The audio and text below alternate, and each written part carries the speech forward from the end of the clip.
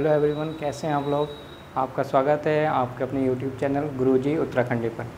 तो चलिए आज पढ़ते हैं हम सामान्य अध्ययन में सिंधु घाटी हड़प्पा सभ्यता, जिसका जो आता है आद ऐतिहासिक कालीन के समय पर, मतलब प्रोटो हिस्टोरिक पीरियड के टाइम।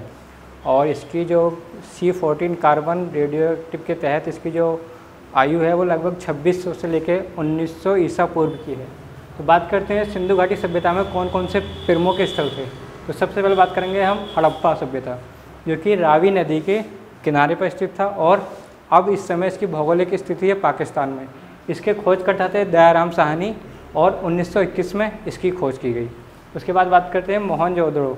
ये भी सिंधु नदी के तट पर स्थित है और इस समय लरकाना पाकिस्तान में है। इसका जो भौगोलिक स्थिति है वो पाकिस्तान में है और इसके जो खोजकर्ता हैं राखल दास बनर्जी, 1922 में इसकी खोज की गई थी। बात करते हैं सुतकागेडोर। ये दारक नदी के किनारे है और बलूचिस्तान ये भी पाकिस्तान में पड़ता है और इसके जो खोजकर्ता हैं जॉर्ज डेल्स, 1927 में इसकी खोज की गई थी। उसके बाद बात करें चन्हूदड़ो। ये भी सिंधु नदी के किनारे है और सिंध नामक स्थान पर था, जो भी अब पाकिस्तान में है। और इसके जो खोजकर्ता हैं MG मजूमदार, 1929 में इसकी खोज की गई थी। उसके बाद कालीबंगा, ये जो है घग्गर नदी के किनारे स्थित था, जो कि राजस्थान भारत में है। और इसके जो खोजकर्ता हैं अमलानंद घोष, 1953 से 1960 के बीच इसकी खोज की गई। और रोपड़, ये सतलज नदी के किनारे है, जो कि पंजाब में स्थित है। और इसके खोजकर्ता हैं यज्ञदत्त शर्मा, 1953 से 1954 के बीच इसकी खोज की गई थी। और लोथल और रंगपुर, ये भोगवा नदी गुजरात में स्थित है, जिसके खोजकर्ता हैं रंगनाथ राव, 1953 से लेकर 1957 के बीच इन दोनों स्थलों की खोज की गई। और धौलीवीरा, जो कि बेत नदी के किनारे स्थित है, कच्छ, यानी ये भी गुजरात में ही है। और इसके खोजकर्ता हैं BV Lal and RS Bisht, 1959 से लेकर 1990 के बीच इसकी खोज की गई। आलमगीरपुर, ये हिंडन नदी के किनारे स्थित है, जो कि उत्तर प्रदेश में है। और इसके खोजकर्ता हैं यज्ञदत्त शर्मा और टाइमिंग है 1958 में इसकी खोज की गई। बात करते हैं राखीगढ़ी। राखीगढ़ी ये घग्गर नदी के किनारे स्थित है, जो कि हरियाणा में स्थित है। इस समय की जो टाइमिंग है भौगोलिक स्थिति के अनुसार हरियाणा में पड़ता है। इसके खोजकर्ता हैं सूरजभान, 1963 में इसकी खोज की गई। बनावली, ये रंगोई नदी हरियाणा में पड़ता है और रंगोई नदी के तट पर स्थित है। इसके खोजकर्ता हैं RS बिष्ट और 1973 में इसकी खोज की गई। अब बात करते हैं सिंधु घाटी जो हड़प्पा सभ्यता थी वो उसकी कैसी योजना थी, मतलब रहन सहन का कैसा था, वहाँ के लोग जो थे वो कैसे रहते थे, कैसे उनका मकान का आवास बनता था और क्या चीज़ मतलब पाई गई, जो साक्ष्य मिले हैं उसके अंतर्गत हमें क्या क्या प्राप्त हुआ है। नगर योजना जो थी इनकी, ये लोग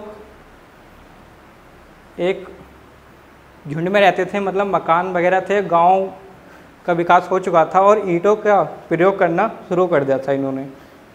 ठीक है, बात करते हैं हम नगर योजना। पहला पॉइंट है नगर योजना।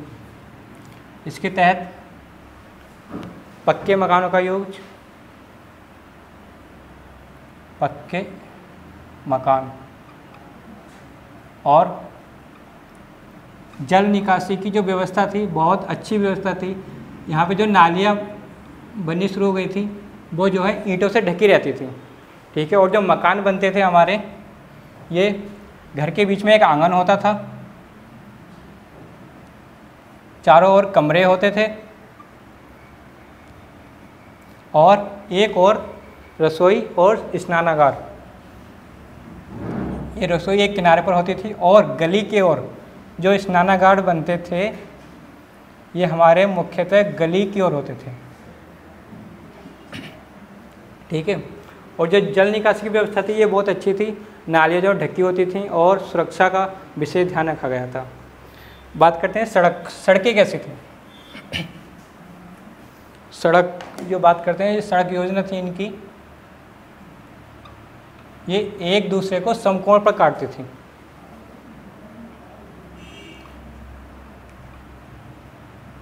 एक दूसरे को समकोण पर काटती थी सड़कें। ठीक है,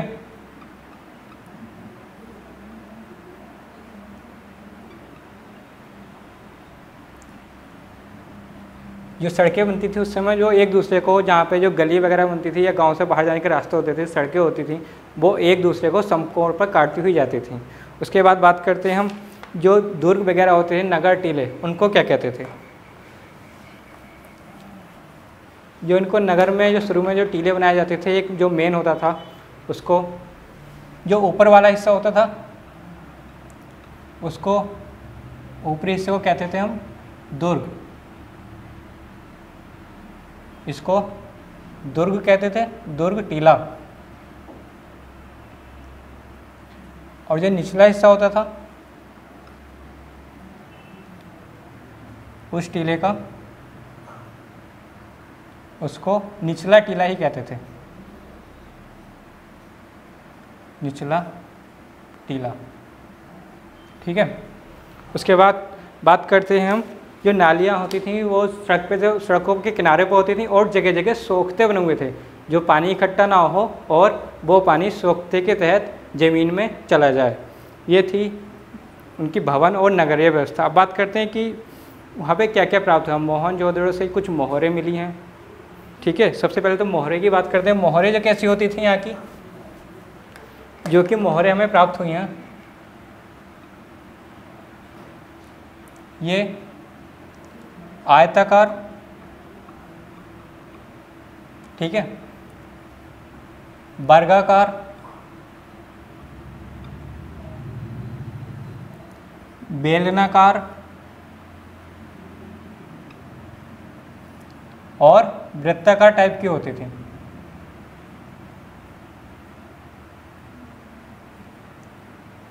ये 4 टाइप की ये मोहरें प्राप्त हुई हैं और इन मोहरों पर एक और एक सरंगी पशु का चिन्ह मिलता था। एक सरंगी पशु, एक सरंगी पशु। इस पशु को जो माना गया है, एक सरंगी या तो गैंडा हो सकता है, सिर्फ ये अनुमानित है कि गैंडा हो सकता है क्योंकि उसी का एक सिंग होता है। ठीक है। उसके बाद बात करते हैं व्यवसाय। सिंधु सभ्यता वालों का जो लोग थे वो, उनका व्यवसाय क्या था, उनकी आर्थिक स्थिति कैसी थी। देखो, प्रमुख जो व्यवसाय था वो कृषक समुदाय था। आर्थिक स्थिति के अंतर्गत आता है जो उनकी आर्थिक स्थिति।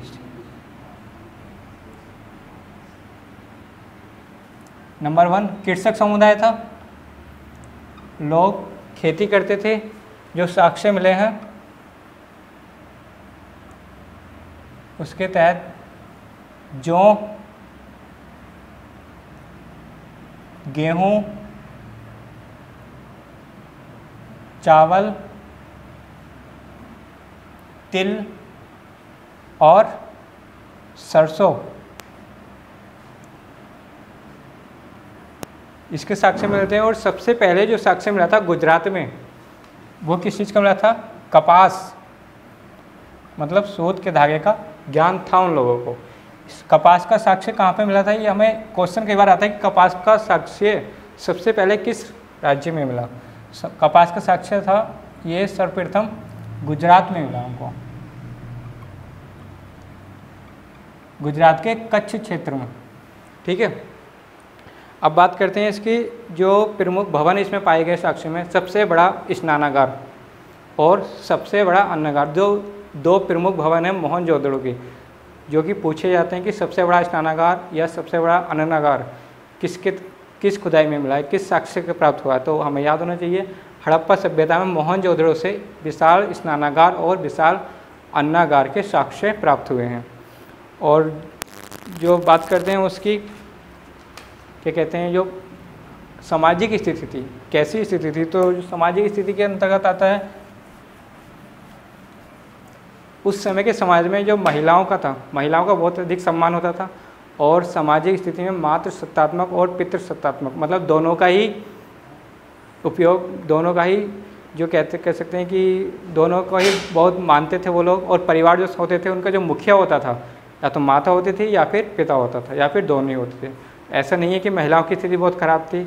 इस समय महिलाओं की स्थिति बहुत अच्छी थी और पुरुष एवं महिलाएं दोनों ही आभूषण पहनते थे, पुरुष और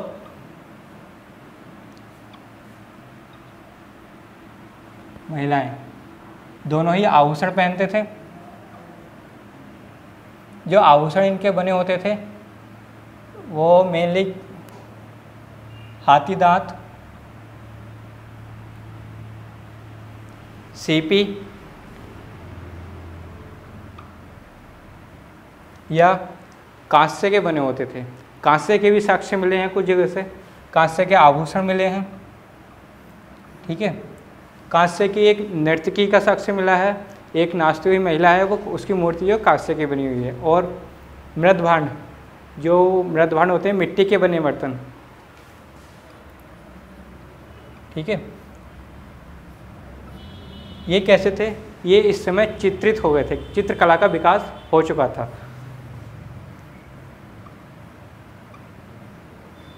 चित्रित मृदभांड,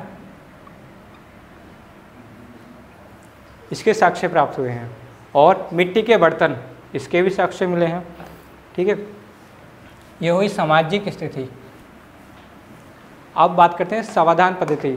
जो वहाँ के लोग जो मृत हो जाते थे उनको कैसे उनका अंतिम संस्कार किया जाता था, इस पर बात करते हैं। तो इनकी जो समाधान पद्धति थी वो 3 टाइप की थी। पूर्ण, आंशिक और दाह संस्कार।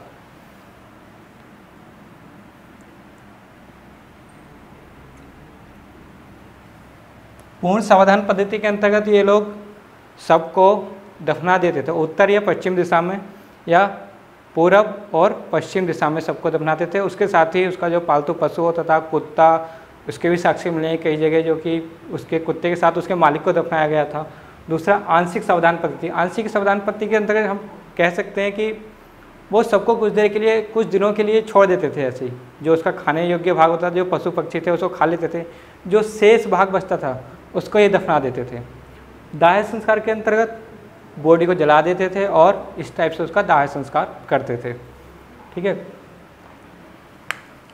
अब बात करते हैं वहाँ का जो व्यवसाय क्या होता था। व्यवसाय क्या करते थे ये लोग?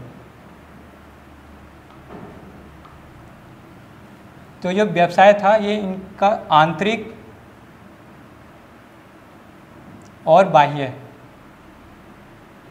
दोनों टाइप का व्यापार होता था। आंतरिक का मतलब ये लोग आपस में ही चीज़ों को बदल लेते थे, और बाह्य का मतलब ये लोग एक दूसरी जगह जाके, जैसे राजस्थान, पंजाब या गुजरात, इधर के लोग आके एक दूसरे की चीज़ों को बदल लेते थे।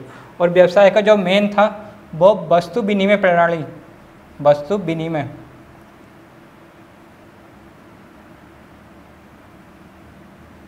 प्रणाली, इसका यूज होता था। ये लोग कोई इस समय मुद्रा नहीं चलती थी, खाली वस्तुओं को एक दूसरे के साथ चेंज कर लेते थे आवश्यकता अनुसार, और इसी से इनका काम चलता था। अब बात करते हैं मोहनजोदाड़ो हड़प्पा सभ्यता का जो पतन हुआ वो कैसे हुआ होगा। तो इसका कोई मेन एक रीजन नहीं है, अलग अलग प्राकृतिक विभाग वालों ने अलग अलग रीजन दिए हैं, जैसे कि बाढ़, भूकंप या आर्यों का आक्रमण। इसके बाद अगली आती है वैदिक सभ्यता, उसके अंदर आर्यों का वो पढ़ेंगे। आर्यों का आगमन शुरू हो चुका था इस सभ्यता के अंतर्गत, तो शायद हो सकता है कि आर्यों ने आक्रमण कर दिया हो। ठीक है, इस वजह से इस सभ्यता का पतन हो चुका हो। तो इसका भी हम कुछ कह नहीं सकते कि किस हिसाब से इसका पतन हुआ। ठीक है, आज के लिए इतना ही। थैंक यू, धन्यवाद।